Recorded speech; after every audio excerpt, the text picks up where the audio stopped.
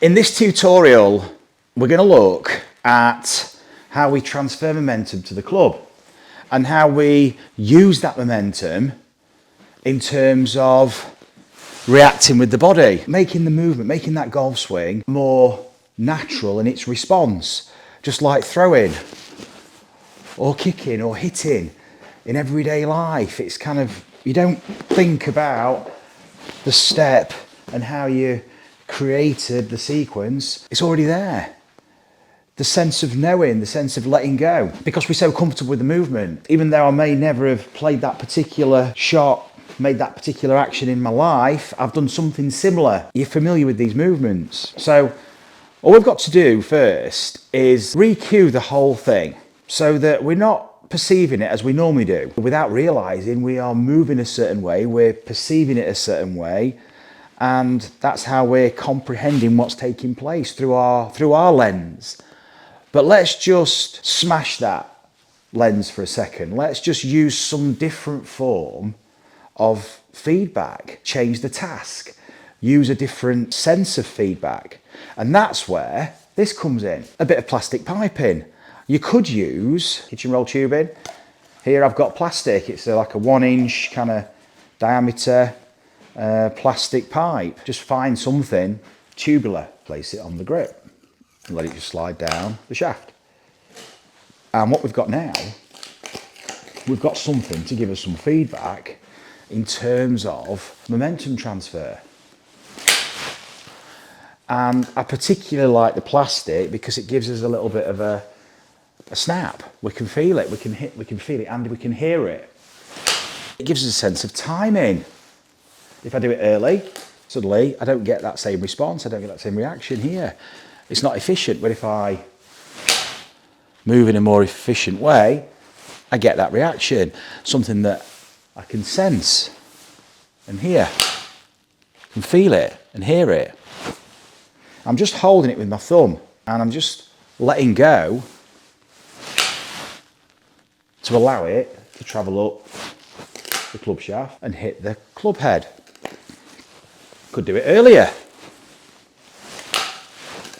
So I'd suggest you play around with this, get a bit of momentum going and try to snap it early, halfway back. Okay, and then later, make a full swing, full backswing. Feel how late this travels up the club. If we are too slow or premeditated, it's going to happen down here. We want it to happen up here. So the levers are transferring this momentum. I'm not keeping pressure on this, I'm not gripping it tight and holding it and then letting it go. Can you see? If there's too much tension in the wrist, I can't really get it up there to the club head. Got to let it go. Got to let your wrists freewheel. So we're starting to explore freedom in terms of hinging the wrist, letting this react to the momentum we're creating. Take it a step further, and literally a step further, we can introduce that step with the trail foot. So we can start to drop and pop a little bit. Feel the drop and the pop. As we step to the side, we fall in, load into the floor to then push off. That's going to elevate us. It's going to help transfer momentum through the system. And with this free wheeling arm swing, we can let the levers transfer it through to the club. So we're starting to initiate with the lower body, the pressure shift, using that pressure, pushing off, rotating the body, allowing it to transfer through to the club. Taking that away and just feeling it without that tubing. The narrow stance, hip width apart roughly. Just feeling the freedom. And now we can move into the downswing. So what I'm going to do now is I'm going to move into the loading phase in the downswing, the 3. We've just done the 1 and the 2. 1, 2. Now we're going to do 3. Now this will slide back down as we're dropping into 3. 1, 2, 3. So we're feeling 1, 2, 3. We're feeling the timeline of this phase, the lag, the time lag through the system. And this isn't holding or pausing. Be mindful bits don't fly off. Mine's disintegrating here. Okay, so if you do get some piping, make sure it's solid. Do your risk assessment, just like I've done mine, making sure there's no one else in the room. Feeling the 1, 2, 3. I'm going to take that step with it too. 1, 2, 3. Okay, now what comes after the 3 from here is the 4. And we get that full extension. The pushing off on the 4 pivots the body, throws the club out away from the pivot, and that's when you start to get that extension, that widening of your swing arc down through the ball, through the low point and out there, accelerating at the time you want, on the way down to get that high club head speed and compressed strike, whilst we are using the ground to achieve it, and then letting it go. So we go in 1, 2, feel the 3, and then let it go on 4. And I actually followed through then. So you can feel the snap way after where impact would be. 1, 2, 3, 4. Oh. So I didn't allow this to drop. 1, 2, 3, 4. So we're just starting to recognise the phases, and it's only a tool to use as a training aid. Don't get too specific with when you need to crack it, feel the snap, okay? Holding, pausing. It's kind of just allow it to flow a little bit and just keep yourself in motion. Then go. And then see what it's like to bring that step exercise into the shot. So trail foot, normal stance first, ball in the middle, bring the trail foot in so it's kind of opposite the ball now. And then when you take that back, you return back to your normal stance, but you're doing it in motion with the drop and then the pop to swing. And that would result in that feeling we just experienced a minute ago with the tubing sliding and cracking against the club head.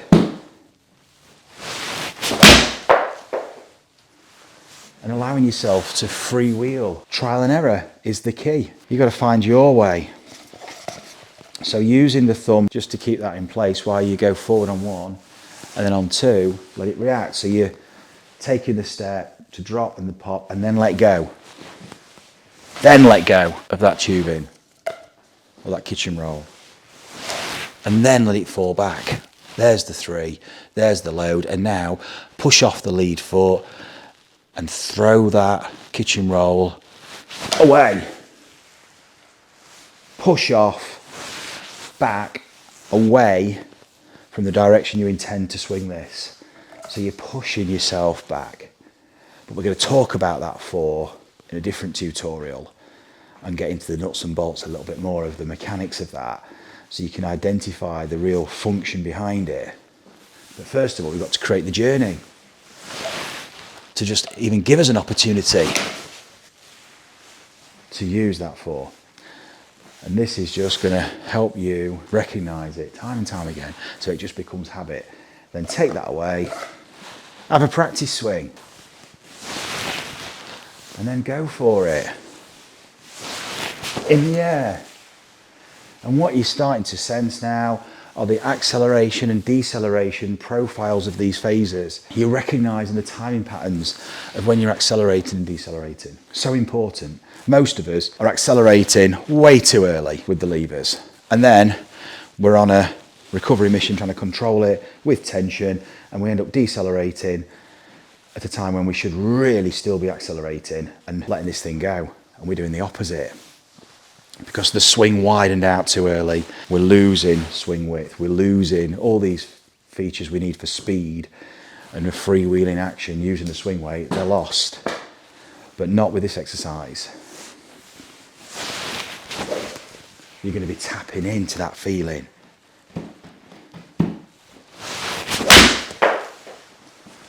And letting yourself go. Don't worry about losing a bit of balance every now and again here in the early stages. You're getting used to movement. You're compromising, challenging yourself. So challenging your dynamic balance, you're going to have a little bit of disruption. Don't let that perturb you. Just stay in that place. Keep going. Don't let it shift your focus away. It's actually a challenge. Rise to it. Embrace that. Find your way of letting yourself go, and then trust it.